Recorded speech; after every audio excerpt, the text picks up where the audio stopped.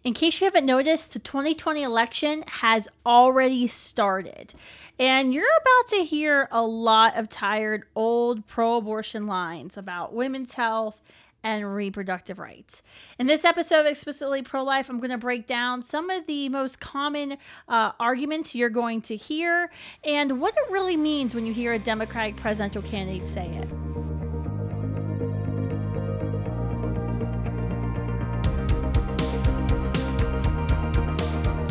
So this weekend, Planned Parenthood is hosting a forum with all the Democratic candidates for president. I wonder what they want. Hey, I'm Kristan Hawkins, and this is Explicitly Pro-Life.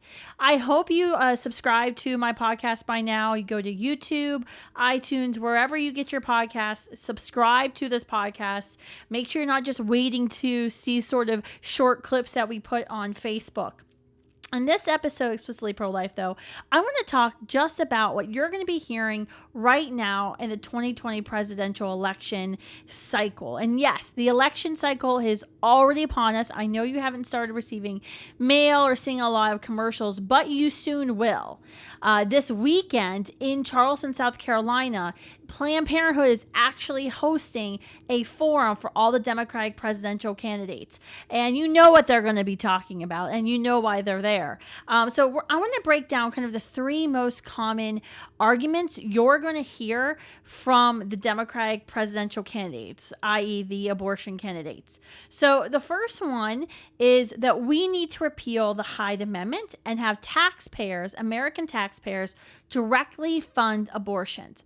Now, this is a new argument. Unlike most of the arguments you hear from the pro-abortion left that are, decades old, this one is actually new and has just come up this election cycle. Historically, it has been kind of this agreed upon thing in Washington, D.C., that no matter where you stand on the issue of abortion, no one wanted to force taxpayers to actually pay for abortions. This was, the Hyde Amendment was actually put in place in 1976. What it does is it prevents dollars for Medicaid, federal Medicaid dollars, from paying for abortions for those who qualify for Medicaid. Medicaid, as you all know, is, a health insurance for those who are unable to afford health insurance. Now, this federal Hyde Amendment, it's named after Illinois Congressman Henry Hyde. It doesn't prevent state Medicaid dollars from funding abortions. In fact, several states, state dollars will fund abortions in the Medicaid, but it does prevent federal dollars from funding abortions in Medicaid, unless it's the life of the mother is at risk, or there was incest or rape that took place and conceived that new human life. So it has been historically agreed upon that everyone was against forcing taxpayers to fund abortions. But that wasn't enough for Planned Parenthood and the abortion industry. Now they want to go a step forward, and they want to force everyone to pay for abortions. And their argument is that the Hyde Amendment disproportionately harms low-income women of color, that it's unfair that rich women can pay for their abortions, but low-income women who are on Medicaid can't afford their abortions. Therefore, you're being classist or racist by not supporting the Hyde Amendment. And just to show you kind of the big flip, President Obama, the abortion president, the man who did more than any president in history to advance the abortion agenda, was actually for the Hyde Amendment when he was president of the United States, at least when he ran in 2008 the first time. Joe Biden, who, is a Catholic, who speaks openly about his Catholic faith, he was once pro-life, just like how most Democrats were pro-life until, the dollars started flowing in. He also supported Hyde Amendment. He actually stepped into it a couple of weeks ago because he was asked if he supported the Hyde Amendment. He wasn't up on the latest talking points from Planned Parenthood. And he said, yes, he supported the Hyde Amendment. And he faced all kinds of criticism and heat, and actually backtracked and then came out later and said now he no longer supports the Hyde Amendment. It's actually interesting. Slate, I was reading some articles on Slate, The Nation, and then also The Atlantic, and they've been talking about, and these are obviously pro-abortion leaning publications. But what's interesting is even they are acknowledging what we know, which is that taxpayers don't support using their dollars to fund abortion. Slate actually had a whole article I read earlier today, kind of cautioning Democrats to stop going in this direction, that this is too extreme. And this is what's common in, primaries, right? The candidates will run towards their base, and so they'll get more extreme. And then in the general election, they're supposed to get more moderate. And so what's happened is Planned Parenthood and the abortion lobby has bullied every Democratic presidential candidate into saying that they want the Hyde Amendment to be done away with because, Planned Parenthood will directly benefit from this. More abortions from low-income women means more dollars from Planned Parenthood. And so what Slate was warning was that, hey, look, guys, in the general election, this is not popular because we know poll after poll, every single poll that Slate found proved that taxpayers do not want their dollars funding abortions. Even low-income taxpayers, they actually quoted one study, and they had a breakdown based on household income showing that even, some of the poorest people in our nation, they still don't want their tax dollars funding abortion. So this is where we're at. This is complete crap. Once again, when you hear this argument that the Hyde Amendment harms women of color, is racist, is classist, these are people who've simply just been bought into Planned Parenthood's talking points. Think about who's leading the charge here. It's those who stand to profit off of more abortions. It's Planned Parenthood. It's the abortion industry. So make sure you keep that in mind when you hear that from a relative, how the Hyde Amendment is classist. I also think it's interesting that, all of these Democrats were once for the Hyde Amendment. Even President Obama was for the Hyde Amendment. It wasn't until 2016 the DNC officially, the Democratic National Committee, officially altered their platform, their committee platform, to call for abortions in all 9 months. They called for legal abortions in all 9 months for whatever reasons and taxpayer funded. But that was a huge shift. And that was in 2016, which, by the way, was one of the biggest years that Planned Parenthood, I think probably was the biggest year Planned Parenthood has ever spent and put time and money into that election cycle. Cecile Richards, the president of Planned Parenthood, spoke on stage at the DNC convention. So did Elise Hogue, and NARAL, Pro-Choice America president. So this is crap. And this is, quite frankly, moving Obamacare. When we talk about Obamacare and what it did and whether or not Obamacare is good or bad, and that should probably be a whole new episode of Explicitly Pro-Life. And there will be a lot of explicit words for that episode. But what Obamacare did and what this does, what reversing Hyde would do, is it's going to move the question from choice to coercion. And that's essentially what's going to happen in America. If you are pro-life, there's no longer going to be, well, you can choose abortion or you can choose not to have abortion. Now, America, it's going to be, you are going to be coerced. You will be forced to pay for abortions, whether you like them or not. Something to keep in mind when you're talking to people, friends and family about this, about the Hyde Amendment, or anytime about abortion, and anytime about Obamacare, which, by the way, Obamacare, the Affordable Care Act, literally defined pregnancy as a preventable disease. That's how they forced the contraceptive mandate, forcing all insurance companies to pay for contraceptives, right? They said that HHS under Obama, President Obama, said that pregnancy was a preventable disease, and as a preventable disease, therefore, treatment for that preventable disease should be covered in full. Pregnancy is not a disease cured by abortion. Let me say that again. Pregnancy is not a disease cured by abortion. This isn't about healthcare. This is only about one thing. That's about abortionists, Planned Parenthood, and the abortion lobby forcing all Americans to pay for life-ending procedures, forcing every single American to pay for an abortion, which always results in at least one dead life. All right, the second argument we are going to hear over and over again this election cycle is without abortion, women cannot be economically successful. There are a lot of candidates who are already using these talking points. Senator Bernie Sanders' website says, we must fight back together and defend a woman's right to control her own body and economic future. After the Alabama law passed, Senator Cory Booker said this is an existential fight for the right and liberty to control your own body, your economic freedom, to be able to make your own reproductive choices. I would just like one person to show me a woman who has had an abortion and somehow instantly, magically, as she walked out of the Planned Parenthood abortion facility, became wealthier or had a better job opportunity. I've never met a woman like that.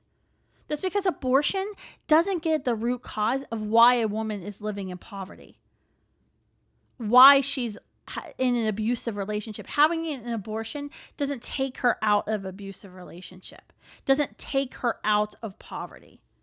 In fact, you can argue, in some cases, having the abortion only further extends her suffering, especially when you talk about the case of sexual assault, living with a violent partner, because abortion covers up the crime. Abortion just doesn't get the root cause. It doesn't solve her problems. It only exacerbates her problems, and by the way, also makes her a mother of a dead child. That's what abortion does. Recently, there was a newspaper ad taken out in the New York Times called "Don't Ban Equality," and 200 plus CEOs, corporate CEOs, signed this ad. Now, don't worry, it's like not a huge boycott list because most of the brands I've never heard from. There were maybe like 5 brands that I had known about. But this was, all of these CEOs writing that, abortion bans are bad for women, bad for women's equality. What was interesting is that what I think they're kind of arguing, and I would have been a little bit more careful if I was pro-abortion in the wording of this, what they're basically, what their argument was that women are going to suffer. Women are going to suffer financially if they don't have abortions. Well, you're their damn bosses. Why are they going to suffer? Really, what I think this kind of 230 group coalition is really about is about encouraging women in the American workforce to have abortions so those employers don't have to pay for benefits for their workers. They don't have to pay for maternity leave or health care coverage for their children. That's what I think they're really about. And you don't really have to go, very far to look at Silicon Valley, all the horror stories that have come out in Silicon Valley of women tech executives talking about how difficult it is to be a mother and work with these fast-paced tech companies and how women felt pressured. Talk to a woman who is trying to make partner in a law firm. I've spoken to many women over the course of 15 years since I've been a pro-life activist, who've spoken openly about how they chose abortion because they felt like they had to in order to make partner in their law firm, that there wasn't a chance for them to go on maternity leave or to be able to work reasonable hours. That's what we're really hearing. So when you hear this argument, and you're going to hear it over and over again from the Democratic candidates, that women can't be economically successful without abortion, that's bullshit. And that is a line from the abortion industry that's being literally spoon-fed into the mouths of these Democratic candidates. And it's so demeaning to women. I get so angry when I hear this argument because it's so demeaning to women. That women aren't strong enough. That women aren't capable. That they can't choose life. Even in a difficult circumstance, they can't choose life and continue their education or continue to reach for their career goals. That they have to choose one or the other. Why is it that the abortion industry, which is supposed to be about liberating women and women's empowerment, their entire message is that women can't? And that's the exact message you're going to hear over and over again from these Democratic candidates, that women can't. The women aren't strong enough. The women aren't capable. We in the pro-life movement actually have the positive message. We are the ones saying, yes, you can. Yes, you are strong enough. We are the empowerment message, not the other way around. All right, the other argument you're going to hear, and I've already touched upon this from these Democratic candidates, is that abortion is health care. That is why Planned Parenthood, their forum this weekend in South Carolina is called the Women's Health Forum. And they're doing it at the same time as the Democratic convention in South Carolina. So all the candidates are going to be in South Carolina because, as you know, it's one of the early primary states. So all the candidates will be in town for the convention. So all the candidates are going to be leaving the convention and going over to this Planned Parenthood Women's Health Forum. And you're going to hear this over and over again. We've heard this from all the celebrities who are decrying what happened in Georgia and Alabama, that abortion is health care, nothing more, nothing less. Beto O'Rourke, which he's not even congressman anymore, I'm not even sure, introduced a plan recently to protect women's health care rights and expand access to reproductive health care. He did this during his CNN town hall, which, by the way, why the heck is he running for president? I mean, what has he done? But okay, whatever, Democrats, if you want to elect him, go for it.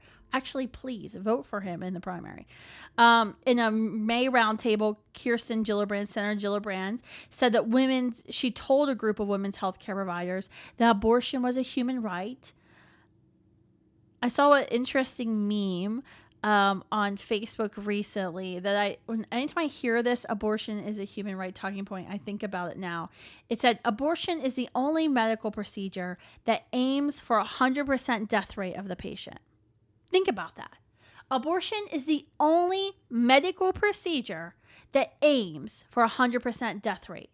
That it's successful if someone dies. Abortion is not healthcare.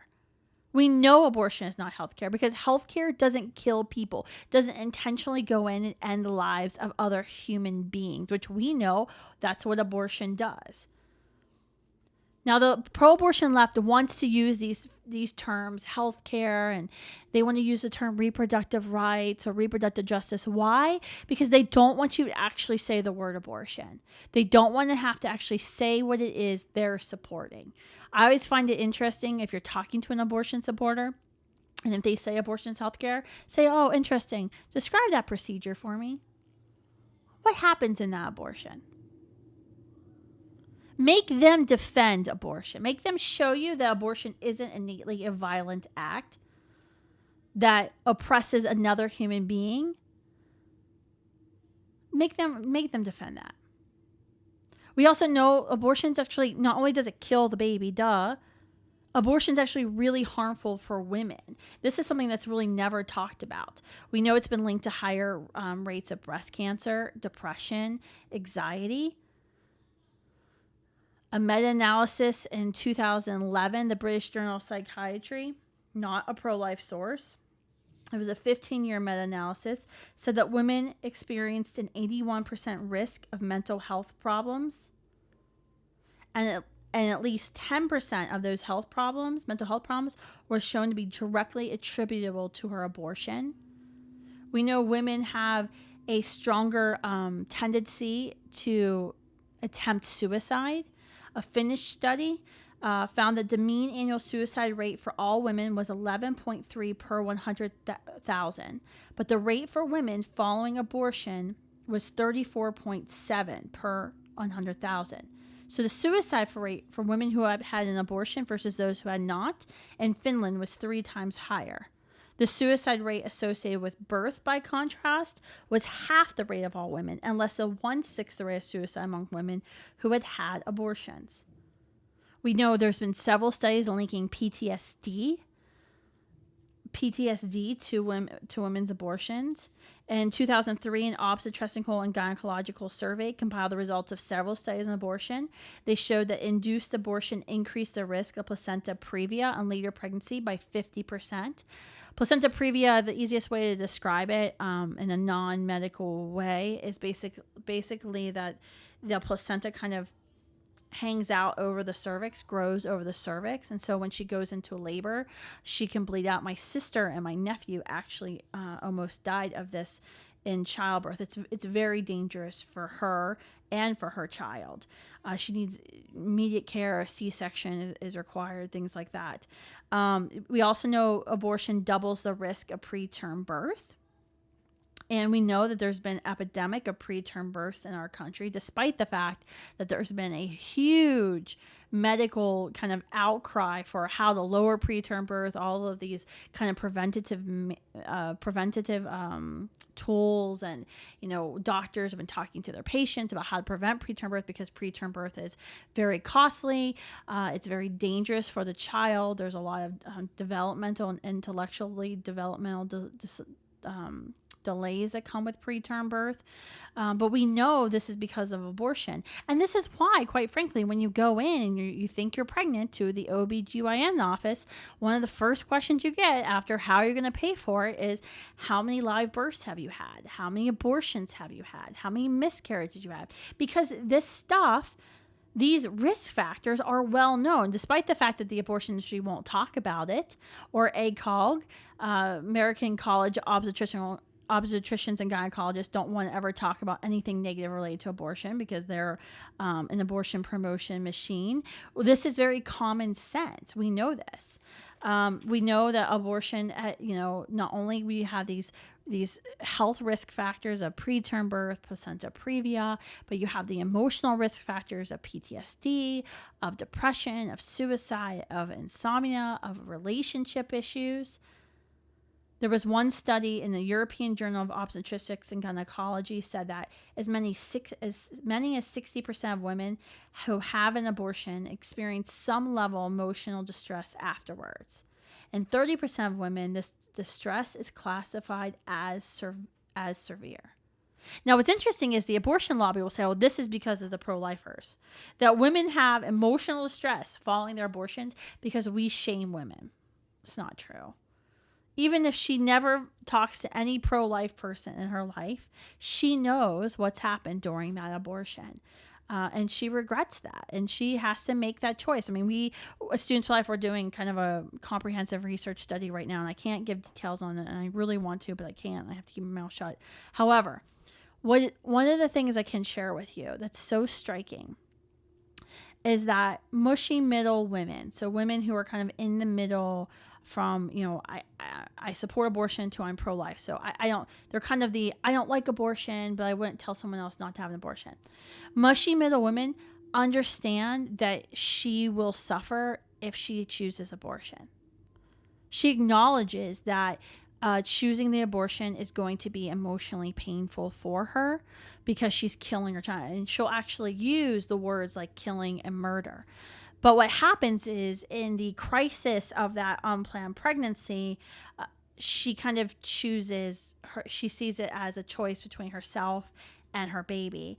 And she chooses herself, knowing that for that choice, she expects pain and suffering. It's so fascinating, kind of the psychology, and also so sad, the psychology behind women who are choosing abortion, not because they feel like they're exercising some great right that you're going to hear from these Democratic presidential candidates, but because she feels like she has no other choice. And that's what we hear time and time again. And we were hearing it throughout this research project.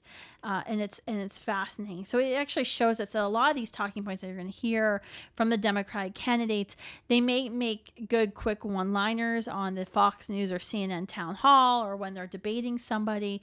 But ultimately, women know what abortion is. And we all know that abortion isn't healthcare.